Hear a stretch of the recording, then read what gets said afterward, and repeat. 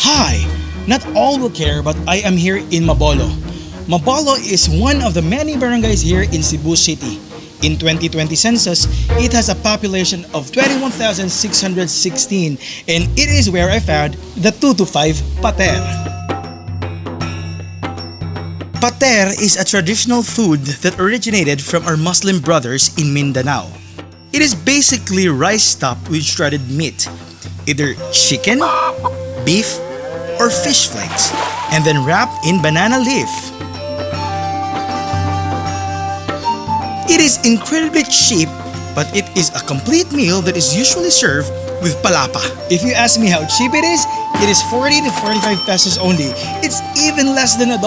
That is why this is so good for all the students. A Mindanao dish is always spicy.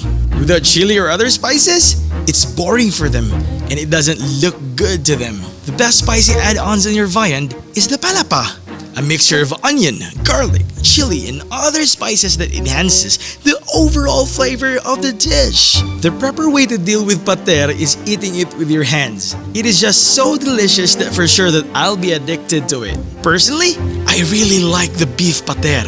I don't know why, but I love it. Parang medyo creamy yung rice and then medyo spicy yung chicken. Very good yung pagkakaluto.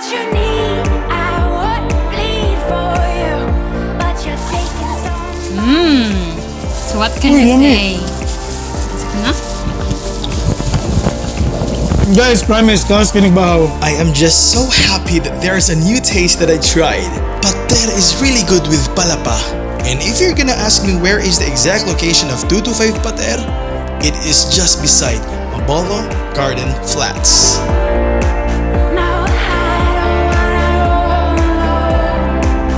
And that's the reason why you should try 225 Pater.